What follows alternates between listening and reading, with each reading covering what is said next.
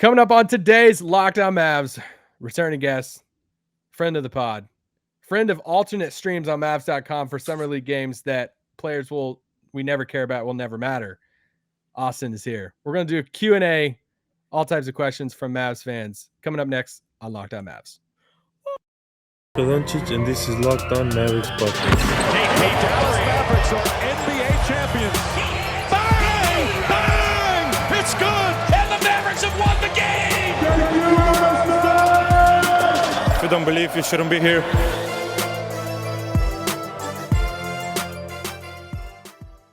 Welcome to Locked On Mavs. This is one of your co-hosts, half of Locked On Mavs, contributor to Mavs.com, Isaac Harris. And today, I'm joined by the one and only, the people's favorite of Mavs Twitter, Austin from Dime Magazine, Dime Up Rocks. What was the last thing you wrote for Dime? Hardy? I think it was a hard. Yeah, I got the Jaden Hardy propaganda out immediately after game one. That's the perfect timing to do it after that. I was like, either he's gonna flame out or he's gonna do great in game one. I'm just gonna write a piece and just live with that one. And he did me a solid. Today, so we threw out some questions on Twitter earlier today, or just threw out a question. Say, hey, throw us some questions for the mailbag, and we have so many random questions. All right. Questions about sweaters, question about food, question about the Mavs, a lot of questions about the Mavs. If you're watching on YouTube, though, leave a comment below. What's your favorite? I'm going to be very American here. Who's your favorite soccer team? All right. I said soccer instead of football. My wife would probably punch me since she's from Brazil. It's like, hey, it's football. It's not soccer. Well, who's your favorite soccer team? Because, Austin, you went to the Cotton Bowl, I guess, a few days ago and saw Barcelona. I did. Did it live up to the hype? It honestly exceeded the hype. We got a very, very fun game. Barcelona and Juventus. We don't usually get teams that are that good coming to Dallas, so you gotta take advantage and see world-class talent. The Ousmane, I'm gonna butcher this name, Dembele. Oh man, he put on a show. How good is he? He's pretty damn good. He's pretty flashy. He's not old, but he's in his prime. But he's gonna be a really good player for Barcelona. But Barcelona has a lot of problems on their own end because they don't have any money. So they're broke. They're broke. They're very broke, and they're trying to make more money, but they're broke right now. So they're having a few issues. So who are they in like the NBA? Are they like the Knicks or? They're like they have a lot of success because they had Messi for a long time. So they're like not the Lakers, maybe like the mid 2010s Cavs had a great player, and then their great player left, but now they're up and coming at a couple good up and coming players. Okay. All right. Let's hop into some questions. First question comes from Bates. Bates says, what will Tim's role be like next year? And could it be different than years past? So Tim Hardaway, obviously coming off the injury, missed a lot of last year, missed all the playoff run. As some Mavs employees are saying, he is he's like a free agent. All right. Tim Hardaway is like their free agent signing. Greg St. Jean was on this pod last week and talked about how they're viewing him as a free agent. Saw the Mavs comments to that and how they felt about that comment. What do you think Tim's role is on this team? Caveat, if he's on this roster. That's a big caveat. I think he's going to play well. I think he just kind of hit a weird shooting slump last year at the beginning of the year. Like pretty much half the team was in a shooting slump, and then he got hurt. And so we didn't really see him play like he played in the last two previous seasons. And I think he's going to if he's on the roster, I think he's going to have a big role. There's a lot of scoring to fill in. He knows how to play with Luka. I think his role will be a little more defined this year as opposed to last year where Kid was kind of letting everybody feel out and kind of expand their skill set. So I think if he's on the roster, he'll be the guy who's been the entire time he's been a Mav. He'll shoot 8 threes a game. He'll hit 38% of those threes. He'll come off the bench. He'll have games where he absolutely wins them the game because he just goes for 40, and then he'll be same streaky Tim Hardaway. But I think the nice thing is that he's kind of like, he's pretty much additive. They're not going to rely on him to score 18 and 20 every single night. So, and because Reggie played so well in the playoffs, he makes Tim not expendable, but at least where they're not fully relying on his shooting just to win games. Yeah, I'm with you on. I think as long as Dinwiddie is healthy and this roster looks the way it does, I think the days of him starting are probably over with how it is. Just the fact that Reggie's a better defender, he can hit the threes. Reggie and Dorian on the wing there. They throw Dinwiddie, as the secondary ball handler out there with Luka in the starting unit. Um, I'm I'm really curious on just what the next. I would assume that you're in the camp that the Mavericks are not done. Are you expecting another move this offseason? Yeah, I'm definitely expecting another move. Okay. Because I'll go ahead and lump this next question in there. Rami asked, can you guess who will be the backup ball handler next season? Frank, a trade, or a vet min guy? Because I think the answer to this kind of impacts Tim's role next year, because this will be kind of Tim's running mate, I guess, coming off the bench. I'm going to cheat and say that it's going to be both a trade and a vet minimum guy, because I can see them going into training camp and going into the season without making a trade and being patient. I think Nico has shown that he's pretty patient. He's not impulsive when he makes trades, and he likes to make pretty smart, pragmatic trades. So if the thing comes to fruition before training camp, I think they'll use that extra roster spot to sign a guy they get in training camp. And if they need to trade him at some point, then they'll make that trade. But I think eventually, before the trade deadline, they'll have a legitimate third ball handler. Yeah, I agree with you. I think whether it's this offseason, I still think it's going to happen before the season, but if not, at some point before the trade deadline. But I say that because how it affects Tim, because let's say now, I don't think that they they would lean this far into pairing Jordan Clarkson and Tim Hardaway together.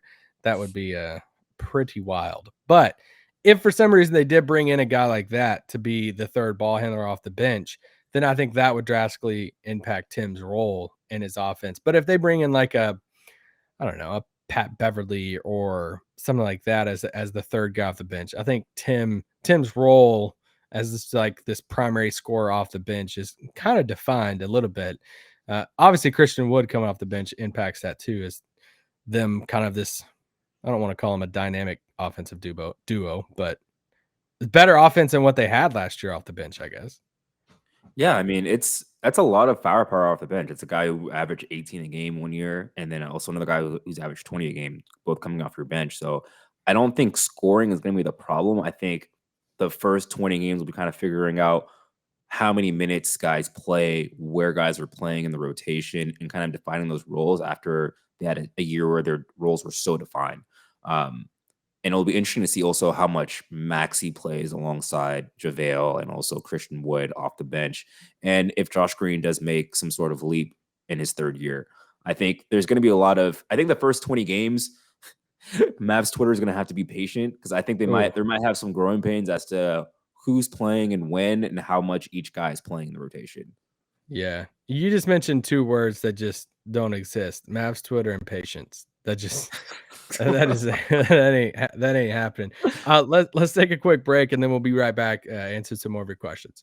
This spot is brought to you by our best friends, Built Bar. I literally just got a package in the mail the other day that Built Bar sent me and is like, hey, we have a new flavor. Try it out. From the people who invented healthy and tasty comes the latest gift to your taste buds. You've probably tried the amazing coconut brownie chunk Built Bar. If you haven't tried it, you need to try it. But guess what? Your friends at Built have given coconut brownie chunk the Puffs treatment as well. That's right. Coconut brownie chunk Built Bar flavor you love in a deliciously, what a word, chewy marshmallow covered in 100% real chocolate. This fluffy cloud of coconut brownie goodness. But stop drooling right now and listen. They're good for you. Low calorie, low sugar, high protein, all delicious. All Built Bars are made with collagen protein, with your body absorbs more efficiently and provides tons of health benefits. Eat something that tastes good and is good for you. The best part about Built Puffs is, of course, they taste amazing. Delicious coconut rich sweet brownie, creamy marshmallow. Stop fascinating. Stop fantasizing right now. Even Bryce at Lockdown Rangers loves Built Bar. Go to built.com, to order your box. Built.com, promo code LOCKED15, get 15% off your order. Promo code LOCKED15. All right, you mentioned Josh Green a little bit ago. Where are you at on Josh Green? I think it was like All Things Mavs tweeted out the other day about, hey, hop on board the Josh Green hype train. Are you like on the train? Did you sell your ticket? Are you at the station just waiting? You trying to buy other people's tickets? What? I've kept my stock. I've sat on it. I haven't been accumulating stock, but I collected a good amount in his rookie year, and I was like, let me hold this until year 3. I like that he's smart enough to start the Josh Green propaganda train this summer. That's showing some real development. It does seem like he is really putting in a lot of work this summer to really improve his game, and that he took getting benched in the playoffs pretty personally. I like that from him because I didn't think he was that kind of player who would take things personally and kind of would just shook it off and just came back in the offseason. But there was a pretty extensive piece about him in Basketball News about all the work that he's putting in the offseason and the training he's been doing in Vegas with Impact Basketball. And I think, he didn't shoot that horribly. He shot 36% from 3. I think the perception of him as a bad shooter is kind of off because he was a good shooter in college. He shot 36% from 3 in college. He had a bad rookie year, but I don't think anyone as a rookie plays well under Carlisle. So I think if he can work on his jumper, and then he's talked about working on his ball handling, if he can become a guy who can handle the ball just a little bit off the ball and his defense just takes another step, I think he can be a good rotation wing. I don't think there's really a reason why he can't play in the rotation. And he showed that throughout that second half of the regular season last year, and he played in that first round of the playoffs. And so I think if he can just take a marginal step this year, that'll go a long way to kind of shoring up their wing rotation, especially if they do execute a Hardaway trade at some point. Yeah. I'm going to go ahead and ask one of Tim's questions here. He said, Oh, what no. are some, it kind of plays into this because my answer was focused on Josh Green for this. He asked, what are some under-discussed / unexpected ways this Mavs roster could take a step forward next year? And my answer to that question was Josh Green, because I think it's kind of unexpected I'm going to the season not expecting much of him because he got benched in the playoffs. He didn't have that big of a role and all of that. And it's like, all right, what is his role in this team? But if he came into next season and took a massive leap forward as this like young guy who could we all know how good of a passer he is. Man, it'd be awesome if he could handle the ball. And it's like, all right, can we run a few things through you because you have good vision, you're a great passer. I think that is one of the ways of if we're talking about under-discussed or unexpected ways that this roster could be better. For me, if Josh Green took a leap, I think it would really help the team. Yeah, I think I mentioned this last season. I was like, the theoretical best version of Josh Green is actually the exact thing this team needs. A really athletic wing that can handle the ball and make great reads and play off of Luka, but doesn't need the ball too much. And that's kind of like their one avenue towards growth. That's pretty much unexpected that you can't get from the rest of the roster. Most of the roster, their talent isn't really tapped out, but no one else is going to make a huge leap as far as their abilities. And also, if he does make a leap, he also becomes a valuable trade asset if they need to make a bigger move next offseason or even during the season. Yeah. No, that's good. Especially with losing Brunson. Your trade assets are pretty slim at the moment. It's dwindling. Sam asked this. He is, what is on your wish list for the next arena built in Dallas? Wow, that's a good one because I actually really like American Airlines Center. I think it's a pretty good arena. I don't have a lot of criticisms of the arena itself. Actually, no, we can get some better concessions. We can get some top-notch food. The food there is it's okay. It'll get you through games, but I think they can do some real top-notch food.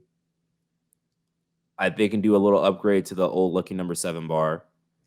Yeah, I think those are the two major ones. Honestly, American Airlines, I like the AC a lot. It's a pretty good arena to go watch basketball. And I like I like Victory Park area. I think arenas having an outdoor area like that is so crucial.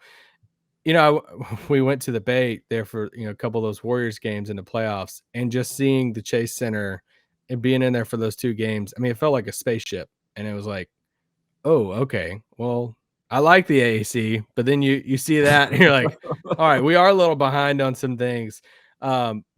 But their outdoor area was so cool. It had some turf and just, I think, and obviously Mavericks have the Victory Park area and stuff too. So I'm with you on that though. Concessions, some of the food options, upgrading some of those would be huge. Parking probably too, but it's gotten better parking down there. I guess I'm blessed because I get to walk to the arena, so I don't have to worry about parking. Yeah. Yeah, that's good. Tim Cato. Do you know Tim Cato? Unfortunately. Tim asked, what are Austin's top 3 favorite beer?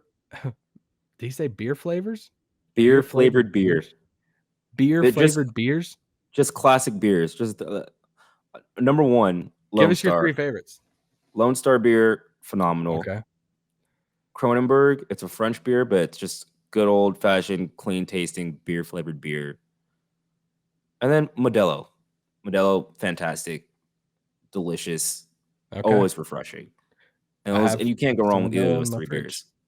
Okay.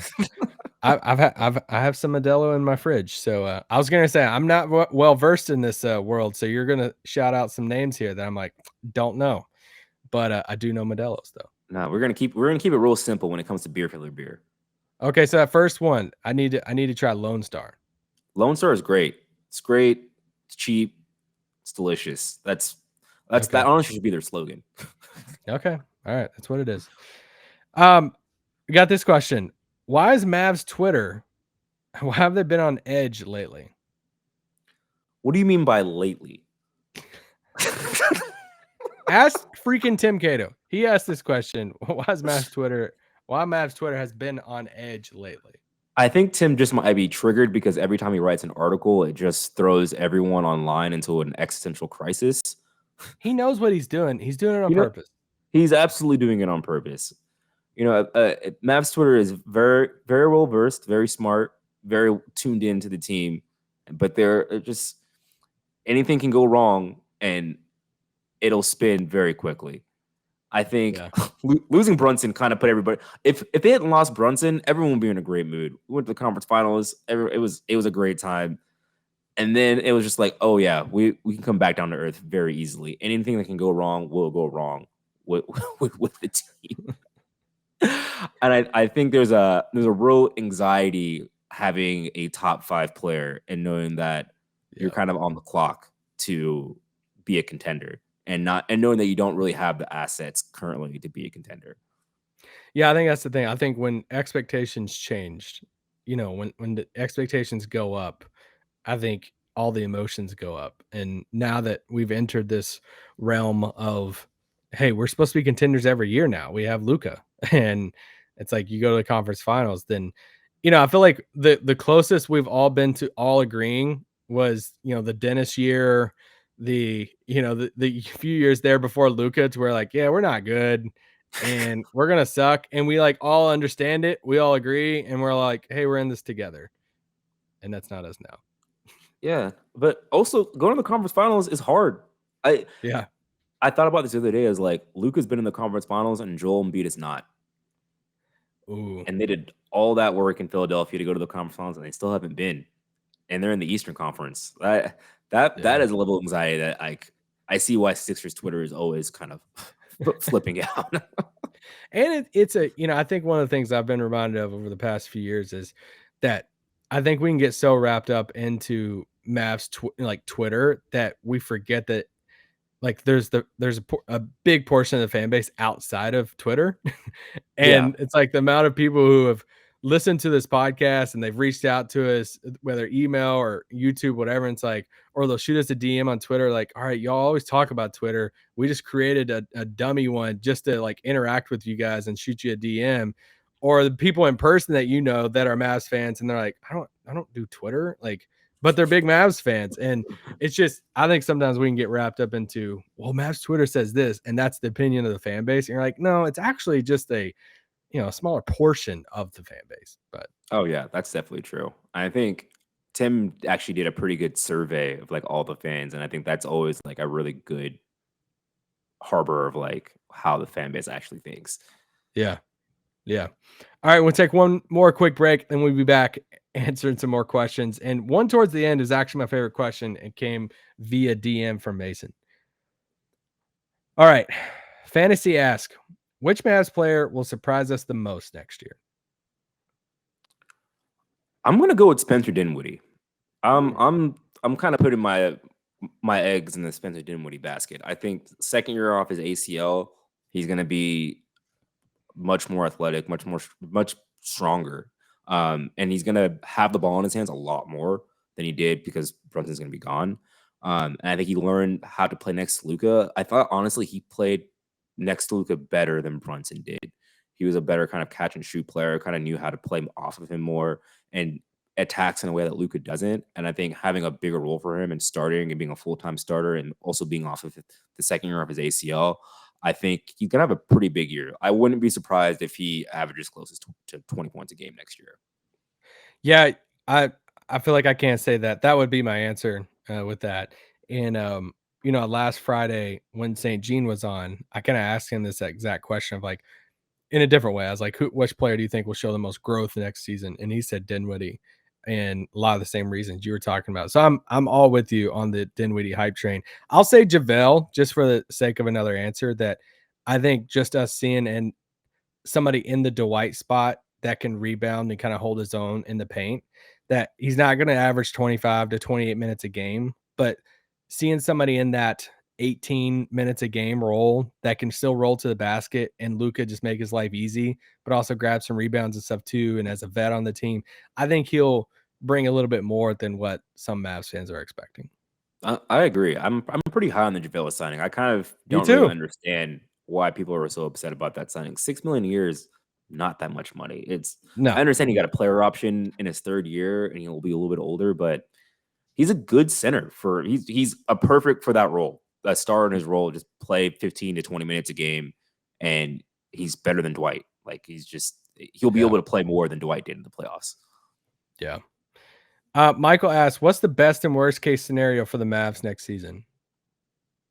Let's do best case first. Best case is everything just gels. They don't really miss Brunson all that much. Spencer takes the next step. Christian Wood is just phenomenal.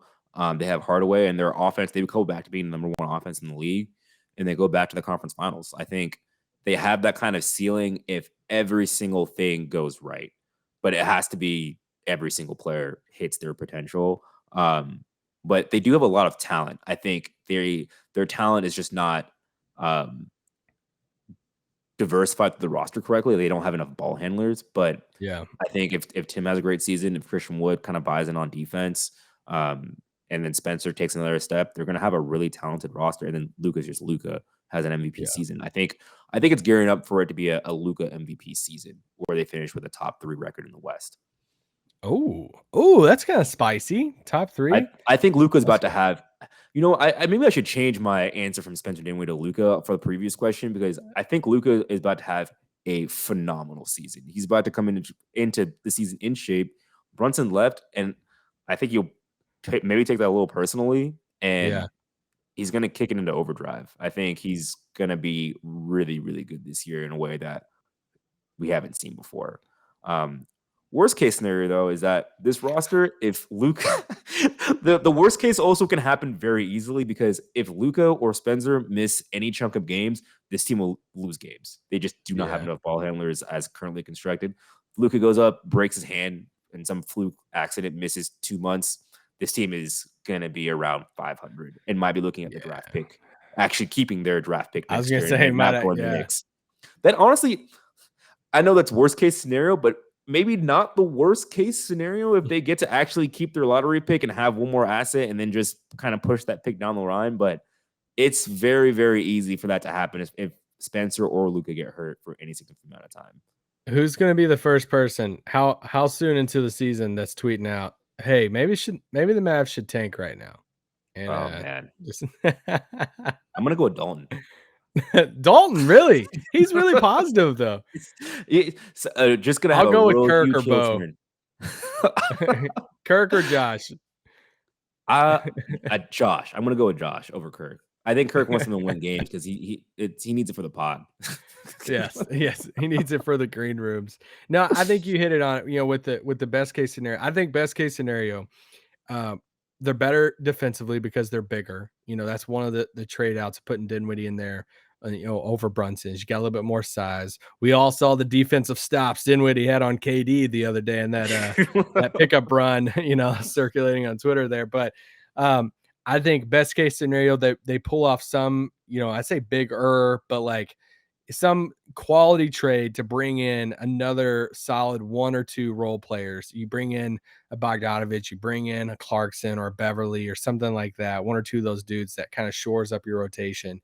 And then it's Christian Wood, that you get the best case, scenario of Christian Wood in a contract year. Like, I'm not worried about Luka. I'm with you on Luka. I think he has MVP type season, big time season. Like Bullock, Dorian, I feel like even JaVale, like Maxey, like I feel like I'm like those guys. I know what I'm gonna get in those guys. It's the Dinwiddie, Christian Wood. Who's the other piece? Is it Tim? Is it another guy? Those are the X factors, I think, for me, that control like the true ceiling of this team. So, and worst case scenario is what you said. It's like if Luka gets hurt, then how are we winning games? So Yeah, and I think an underrated part of next season is that guys like Bullock, Dorian, and Maxey are going to be so confident the whole season. Those guys play out of their minds for an entire playoff run, and yeah, they're just not going to be phased in the regular season. It's going to be pretty easy for them to go play through. Like, those guys got a lot of really good experience, and I mean, Bullock played 44 minutes a game in the playoffs for 3 rounds. It was wild. nuts. It's insane. All right, Mason asked this. He says, if you were Nico and Cuban said, map out the next 3 years, what are your plans? So if you or myself, if we're Nico and Mark tells us, hey, map out the next 3 years for this team. Mason asks, do you go and try to get control of your draft picks back? Do you go all in on free agency in 2024? What's like your main goals or objectives for the next few years? I'm trying to acquire some draft capital. I'm trying to load up the asset chest because they just haven't had any because of the KP trade and because of the Luka trade. And I think free agents are going to want to come here because of the infrastructure that's here. And I'm playing with Luka and Jason Kidd. And so if you have you don't have to have 8, 9, 10 first round picks, but if you have just enough to make a trade when a star says, hey, I want to go here, to where it's just manageable enough for you to make that trade, I think that's what's going to happen, just because free agency is just not reliable in that most guys don't just leave in free agency anymore. It's typically a sign and trade. It's typically that ahead of time where a guy wants to go, and there'll have to be some sort of trade worked out. And so I would focus on trying to get some draft capital so that you have those assets to trade for a star, or even just so you can draft guys and just have young talent here, because Luka is still only 23. So you're going to need guys who are younger. And this roster is kind of low key, like a little older. Like, Tim is 30, Dorian is about to be 30, Reggie's like 31 and 30. Like, a lot of the key rotation guys will need to be replaced eventually in a couple of years. So having draft capital also helps with that if you don't get another star. Yeah, I think for me, if I just had to pick one thing, is you find number 2 for Luka. No matter, like, I don't know how. Like, if it means getting the draft assets to load up to get the number 2, if it's I just think at all costs, sometime over the next 3 years, you need to get the quality number 2 guy for Luka. And yeah, and it's like, this is the thing I was saying before the KP trade. It was like, hey, whenever they made it, whenever they even signed him before he even played, I was like, all right, but this is their swing at. They're swinging at landing the number 2 guy here. Obviously didn't work out. Losing Brunson, I thought Brunson, just for the asset alone, it's like Brunson's going to be, if you don't think he's number 2, he's going to be a key part to getting the number 2 guy. That's obviously a big hit for you there. But I for me, that's the thing, is how do you land the number 2 guy in Dallas? That'd be my number 1 goal. Yeah, that's a big one. It's gonna be tough. It's also kind of tough to identify what kind of guy can be a number 2 next to Luka. Yeah. What kind of, you kind of did the big route with KP, and then you'll have Christian Wood a little bit here, but Jalen Brunson, you saw how it worked, but he just bolted. And it's like, I want to run my own team. So you kind of got to find somebody that, if it's a Chris Paul later on in his career to where he kind of gets it, but even Chris Paul still runs the show, pretty much in Phoenix, or is it a wing type of player that can play off Luka too? And, I love Jaylen Brown. It's those type of guys that I'm like, that's who I was going to say. I was like, Jaylen Brown is probably the guy, like, I think is probably the best number 2 for Luka. Yeah. somebody asked me the other day, they're like, hey, rank the players in the league that you're like, ideally you could have any of these players next to Luka outside of like Giannis and Jokic or any of these guys. And I'm like, man, Jaylen Brown has to be in my top 3 of that. Like, Yeah, I love him next to Luka. absolutely. And he's young, and he might not be super happy that he's getting put into trade rumors now. That Boston situation. Any update on your sweater like game right now? How's that? You and Tim shop together? It's so hot right now. I can't even think about sweaters. I'm dreaming about wearing a sweater again at some point. It's 105 every single day, and I don't even want to wear clothes in my apartment most of the time. But I will have some updated sweaters this season, but nothing too crazy though.